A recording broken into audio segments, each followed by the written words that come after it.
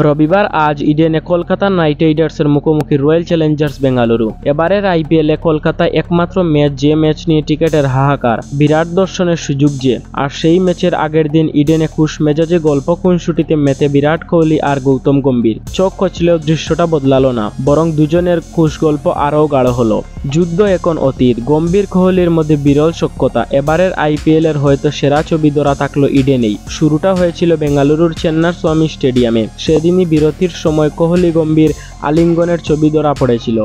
কোথায় তখন গত আইপিএলের তিক্ততা? গত আইপিএলে কোহলি গম্ভীর লখনৌ সুপার জায়ান্টসের মেন্টর ছিলেন গম্ভীর। লখনৌ আর আরসিবির ম্যাচে আফগানিস্তানের ক্রিকেটার নবীনুল হকের সঙ্গে ঝগড়ায় জড়িয়েছিলেন কোহলি। পরে সেই ঝামেলাতে জড়িয়ে পড়েন গৌতীয়। কোহলি ও গম্ভীর দুজনেই দিল্লির ক্রিকেটার।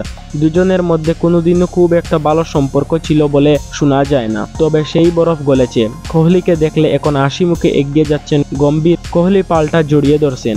বৈরতার সমাপ্তি ঘটেছে যেন, অন্তত লোকচক্ষুর সামনে তো বটেই।